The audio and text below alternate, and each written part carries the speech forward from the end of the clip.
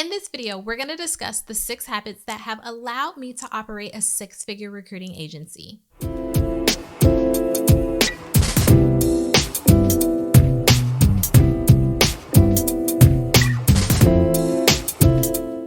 Hey, what's up YouTube? It's Natasha, the business recruiter. Welcome back to my channel. So let's be honest, in the very beginning stages of starting my recruiting agency, I did not have a ton of experience. I didn't honestly know what I was doing.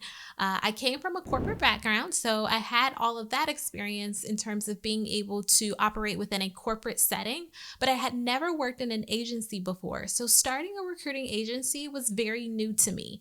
And there's a lot of mistakes that I made, but also a lot of good things that I did as well. And as I sit back and actually reflect on that journey, it has me thinking about what those habits were that ultimately allowed me to be able to get to a point in a very short amount of time where I'm actually able to operate a 6-figure plus recruiting agency. And because I'm transparent, I want to make sure that I share that information with you. So starting with the first habit, honestly, when I think about it, the number one thing that has allowed me to be able to operate in scale to a 6-figure recruiting agency has been consistency. Even in those moments where I wanted to give up, or I didn't believe in myself, or I honestly just wasn't in the mood to deal with all of the things associated with running a business, consistency is what ultimately got me there. I always considered where I wanted to be within the next 3, 6, 9, and even 12 months. And I started to use that as my driving force in terms of me continuing even in those moments where I didn't want to. And I'll be very transparent that it wasn't a pretty journey. I mean, there was plenty of times where I was literally crying because I can be dramatic. And it was just a lot of work that was going into me ultimately running my agency and being able to scale it. So I will say that when I look back, I realized that consistency was the number one thing that has ultimately got me here. Now, number 2 is the fact that I was always open to trying new things. Again, my background was corporate recruiting. And because of that, I didn't necessarily know all things associated with running a staffing or recruiting agency. So for me, it was important that I kept an open mind in regards to what I was willing to try. Not only from the perspective of business development, meaning me being able to reach out to prospective clients, but also putting on another hat in regards to me reaching out to prospective candidates. I had reached out to prospective candidates within my corporate job, but again, this was a whole nother ball game. Me reaching out to candidates now was the difference between me getting paid or not. So I wanted to make sure that I understood exactly what all of those processes and systems were in order for me to be able to do that, and to also do it efficiently and at scale.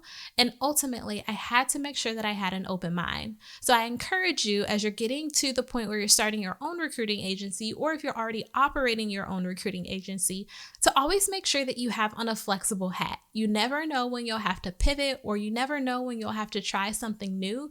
And if you're stagnant and really stuck in your ways in terms of how you go about doing things, it's going to be really hard for you to be able to scale. Now, number 3 is to actually embrace the experimental phase of your business. And what this ultimately means is that you want to embrace the journey from the very beginning in regards to the fact that you might not necessarily know everything. You want to make sure that you dive into those areas where maybe they're actually a gap for you and you recognize that you don't have a lot of experience there. Ultimately, this is what's going to help you to be able to establish if you're going in the right direction. Maybe you're in a situation where you don't necessarily know the niche that you want to focus on. Again, I'm not a big fan of you actually niching down in the very beginning, but ultimately having the opportunity to explore and experiment and determine exactly where you want to niche.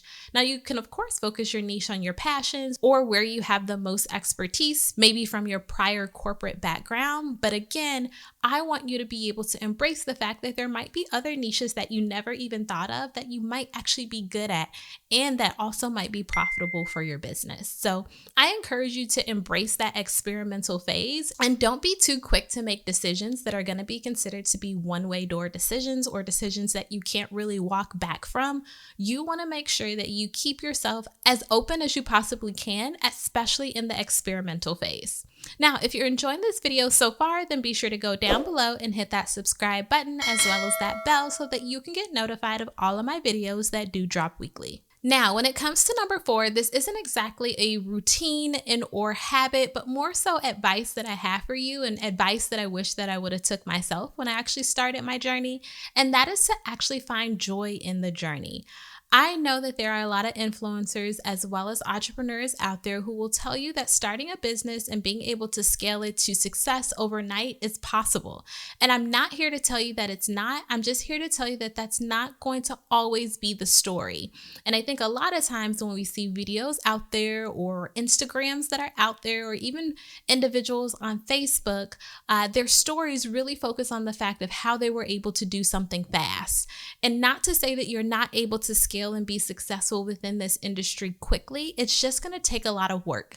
And that work ultimately is not going to always be fun. So you want to make sure that you're able to find joy in even the smallest elements of your business, and even those elements that maybe aren't necessarily fun. It's not fun talking to lawyers and determining what your business entity is going to be. It's not fun paying taxes on all of the income that you make. All of those things aren't fun, but what a blessing it is that you're actually in a position to be able to do those things. Meaning that there's not a lot of individuals out there who are in that position where they can even say that they have the ability to start a business or that they have the ability to be able to pay taxes on money that they've made within their business. So really being able to, I think, humble yourself and find ultimately joy within your journey is going to be extremely important. And it's something that I've started to do, I'll say, more recently within my business, maybe within the last year, because I know that those first couple years of being able to run my business was extremely hard. And more than anything else, I wasn't necessarily enjoying it, although I was seeing the success. So I do want you to be able to enjoy your journey because every element was meant to happen the exact way that it was, and you only go through this journey once. Now, number 5 is that I actually want you to take the time to learn from experts in the field, meaning that there are a lot of individuals out there who have a lot of expertise in regards to areas that maybe you want to fill a gap for, meaning that maybe you don't know a lot about just even establishing a business. There's experts out there in the field who can help you with being able to do that. Maybe you don't know a lot about business taxes. There's experts in the field who are out there and able to help you and assist you with doing that. I want you to make sure that you don't put yourself in a box of having to, know every single thing that's associated with you running a business, because that's just not the case. I mean, I've been running my business for years, and ultimately, I'll be honest that I don't know everything. I rely on experts in their field to be able to help me to operate and to ultimately scale. So don't be afraid to ask for help and lean on experts in the field when you feel that you're struggling or if you just need advice in regards to something. And finally, I want you to establish your North Star or your guiding principle or goal in terms of you actually starting your business and starting your recruiting agency. Why are you doing this? Why do you want to do it? What's your goal? What do you want to hit in terms of your revenue goals? Or what are your revenue goals in terms of being able to start this? And what's the overarching goal? Do you want to leave your 9-to-5? Have you already left your 9-to-5 and you don't want to come back? Some of these are just questions that you want to make sure that you ask yourself in order for you to establish ultimately what that North Star is. And what I've been able to find is that with me establishing my own North Star or guiding principles or guiding goals in regards to why I operate my recruiting and staffing agency, it has helped me to stay motivated in those moments where maybe I wasn't motivated.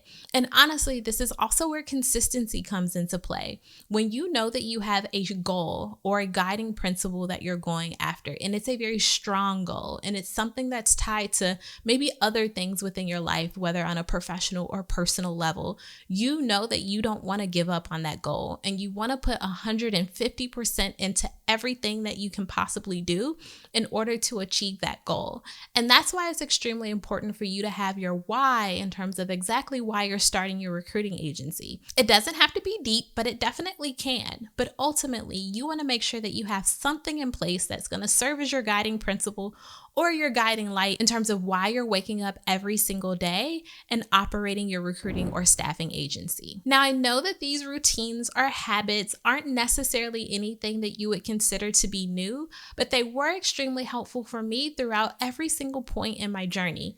And to be honest, my journey still isn't over. I'm still establishing businesses. I'm still finding new opportunities to improve myself as well as my businesses. I'm finding new ways in order to be able to expand my personal wealth and net worth. And ultimately, you're probably in the same position. So I want you to keep these 6 habits or principles top of mind as you go through starting your recruiting agency, and just remembering that you're not alone in regards to the journey. And ultimately, these things can help you to stay on track. Well, I hope that you enjoyed this video. If you did, then be sure to give me a thumbs up. As well as if you're not in my Facebook group, then I highly encourage that you join, because we are still in there talking all things recruiting. I'll be sure to leave that link down below in the description box. Thanks for watching, and I'll catch you on the next video.